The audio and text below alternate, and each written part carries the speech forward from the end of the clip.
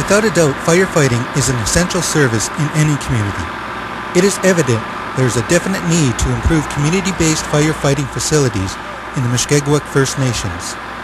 We asked Mushkegowuk Technical Services Manager Ed Chilton what he felt would be an adequate level of training.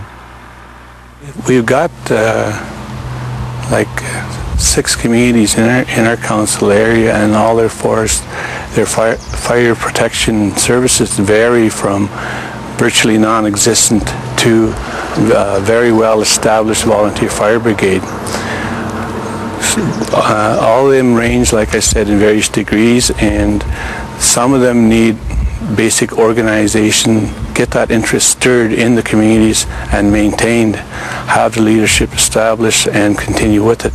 The whole premise of the training is, and the idea of it is, that it's trained or designed to train firefighters on the equipment that they have in their communities. So we're not training to go and fight fires like you would in Toronto or Ottawa or something like that, but to train fires, to fight fires with the equipment that they have, and so that it's a realistic course in its level of expectation and its achievable aims. In a typical run, as the one demonstrated here by the Moose Factory trainees, various dynamics of firefighting were encountered. Upon arrival at the scene, tool staging areas needed to be set, hoses needed to be laid and charged, while the incident commander surveyed the building. Prior to the crews entering the building with their water hoses, the water level sprays needed to be set. It was important that hoses be constantly fed into the building.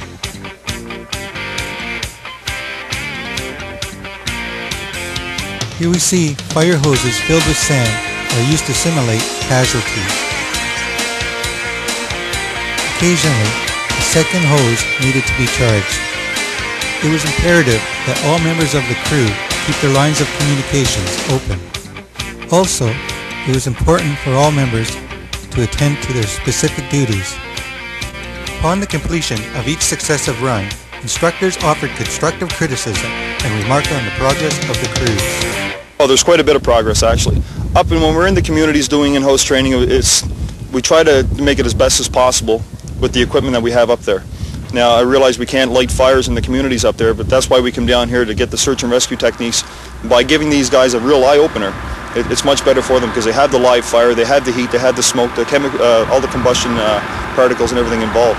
So it's really good. So when we do our critiques afterwards, it gives a better overview of what's going on, what actually happened inside, how they can improve on different things. A lot of constructive criticism was really brought forward at that time. A concerted effort by all the trainees was duly recognized by the course director. In turn, trainees also recognized the commendable efforts of their instructors. Major Scandrick comments. 2 instructors, Sergeant Corbett and Master Corporal Nightingale, who've done a superb job, have done the training and delivered it, and worked with the people from start to finish, and that's a really nice feature of this as well. So some relationships have been developed and fostered. Mutual respect, hard work, and commitment proved to be the essential ingredients in making this training initiative a success. By week's end, the trainees were preparing to put on a show as seen in this run.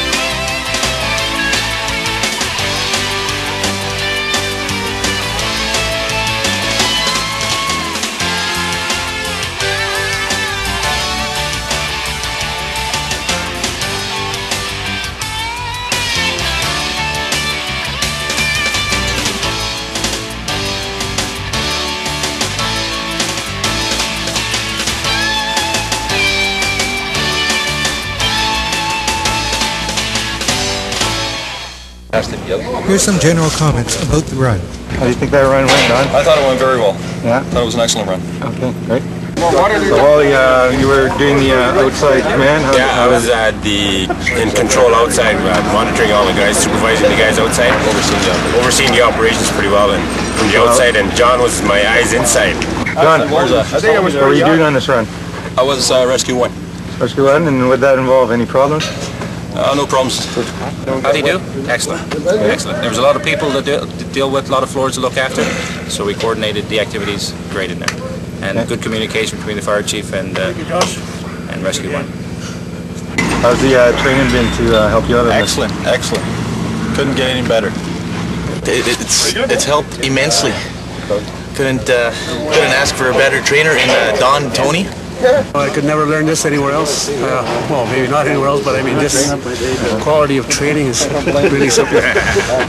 With getting the experience of live fires, there's nothing better than hands-on training, because we can read all the books and watch all the videos, and yet we won't get us that much experience as we did here in this one whole week here. Our instructors were great, they just gave us a 150%, and in turn we did get them 152. Major Scander, did you have any comments about this run here? It's hot. I have a whole new respect for firefighters. And so final words of wisdom. Make sure they don't run over the water. The Super Bowl!